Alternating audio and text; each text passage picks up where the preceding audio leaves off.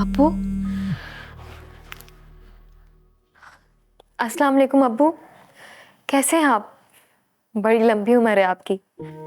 बस अभी आपके बारे में ही सोच रही थी कि कैसे उस घर में एक ढाल की तरह थे आप, और आपका फोन आ गया।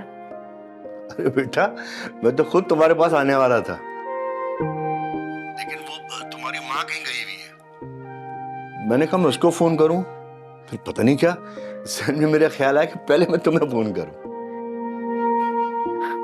मेरे ख्याल से अम्मी नाजो के घर में गई होंगी। अच्छा, इसका मतलब ये हुआ कि उसको बेटी की याद सताने लगी। खैर, तुम्हें तो उसने फोन भी नहीं किया होगा। की है। अच्छा छोड़े, आप ये बताएं कि आप क्यों आने वाले थे? बेटा मैं तुम्हें बताया तो था, लेकिन मैं आऊंगा बेटा जब फाद घर में मौजूद होगा। ये फाद मियाँ कब तक आते हैं शाम को? वो तो 10-11 बजे तक ही आएंगे। मगर बात क्या है? नहीं नहीं बेटा, ये तो बहुत लेट हो जाएगा। तुम उनको फोन करके ना शाम को 6 बजे बुला लो। बेटा असल में बात यह है कि जो जहेज की रकम है ना, वो मैं फहाद की और घर वालों की मौजूदगी में देना चाहता हूँ। हाँ बेटा, ये बहुत जरूरी है।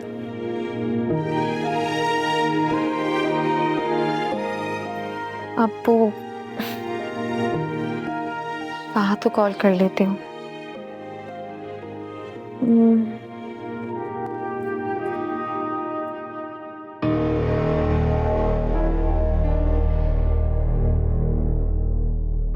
क्या हुआ अम्मी? आपने समझाया अपनी सास को? हाँ, अच्छी तरीके से समझा दिया। ऐसा दिमाग दुरुस्त किया कि याद रखेंगी वो। बहुत अच्छा किया। आपको पता है इतनी बातें सुनाती हैं मुझे। एक बात बता नाजू, जब वो नौकरानी रखने को कह रही है तो तू मना क्यों कर रही है? हाँ, अगर नौकरानी रख ली तो फिर मैं इस बुढ़िया के नाक में दम कैसे करूंगी? अम्मी झूठ बोल रही हैं, बिल्कुल झूठ बोल रही हैं। कोई नौकरानी रखने का नहीं बोला उन्होंने मुझे। मैं तुझे अच्छी तरीके से जानती हूँ नाजो। इस सुहेब के चक्करों में अपना बना बनाया घर मत बिगाड़ना, समझी? हाँ अम्मी, प्रॉमिस, अब मैं कभी भी जोहेब से बात नहीं करूंगी। आप आराम से घर जाएं।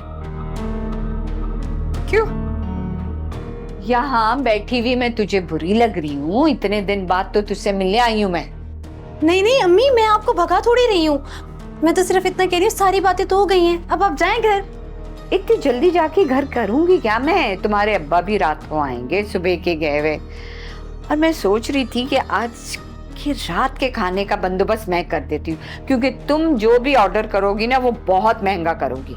नहीं नहीं अम्मी, आप फिक्र ही ना करें, खाना मैं बना लूंगी, बस आप जाएं। है सच? फिर ठीक है, फिर मैं खाना खा के ही जाऊंगी। आज तेरे हाथ का खाऊंगी खाना। अल्लाह, इसमें क्या है?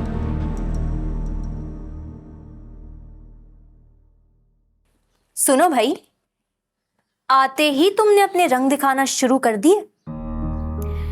देखो पारो, अगर तुम मुझसे अच्छे लहजे में बात नहीं कर सकती ना, तो बेहतर है कि बात मत ही करो। तो क्या अपना घर लुटवा दें? और वैसे भी तुम जैसी लड़की से बात करना भी कौन चाहता है? पर मेरी मजबूरी है ना, करना तो पड़ेगी। अब ये घर लुटवाने से क्या मुराद है? ज्यादा भोले बनने की जरूरत नहीं है परी। फहाद ने मुझे बताया कि कल कमरे से तुम्हारा लॉकेट और झुमके चोरी हो गए। तो कहाँ गया वो जेवर? चलो, उल्टा चोर कोतवाल को डांटे। बजाय इसके कि मैं तुमसे पूछती, तुम तो मुझे से पूछ रही हो, जैसे चोरी मैंने की हो। तो क्या हमने चोरी की है? अब्बू, अब्बू, जीती रहो बेटा, जीती रहो, सदा सुहागन रहो बेटा। अब्बू, कैसे हैं अब आप? मैं अच्छा हूँ बेटा। फहद, आप दोनों एक साथ? तुम भी अजीब हो परी, अब्बू को इंतजार करने का कह दिया तुमने। मैंने तुम्हारे वॉइस मैसेज सुने तो मैंने इन्हें फोन किया कि आपको इंतजार करने की क्या जरूरत है, मैं घर जल्दी आ जाता हूँ। भाई ये मुझे पिक करके लेकर आए हैं, हालांकि मेरी तबीयत बहुत खराब थी। भाई शुक्रिया फहाद मियां, अल्लाह का बहुत शुक्र है बेटा, मुझे इतना अच्छा दामाद मिला है, मैं तुम्हें बता नहीं सकता। आइए ना, अंदर चल के बैठ के बातें करते हैं। बेटा मैं ये चाह रहा हूँ हम बैठ जाएंगे, तुम पहले अपने बुजुर्ग को बुला लो। मैं उनके सामने बेटा सारी बात करके ना अपने फर्ज से मैं बरी जिम्मा होना चाहता हूँ, फिर मुझे वापस भी तो जाना है बेटा। अरे बुजुर्गों से क्या काम पड़ गया आपको?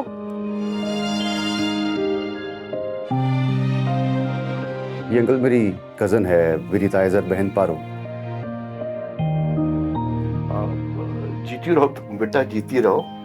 नहीं बेटा ऐसी कोई बात नहीं है, बस हम तो परी के जहेज के बारे में मैं बात करना चाहता हूँ।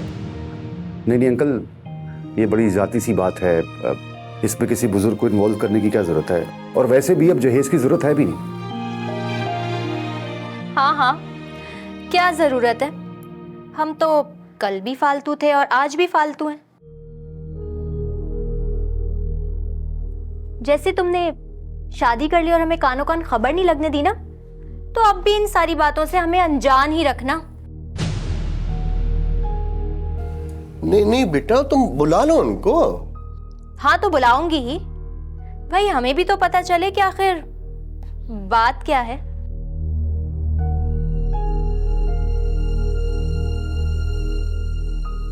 आदमी है ये, लड़की किस लहजे में बात कर रही? तो तुम्हारी कोई बदमजी तो नहीं है इससे? नहीं अंकल, ऐसा कुछ नहीं है। यही वजह थी कि मैं आपको मना कर रहा था, और इसी वजह से मैंने इन्हें शादी पे इनवाइट भी नहीं किया। अब्बू आप परेशान नहीं हो, ये कोई परेशानी वाली बात नहीं है। आप फहद, आप इन्हें कमरे में लेकर चलें। आइए आइए आपके पास। मुझे अच्छा नहीं लगा बेटा। अब्बू पहली बार मेरे घर आए हैं, कहीं ये पारो और अंकल कोई नया ड्रामा ना कर दें।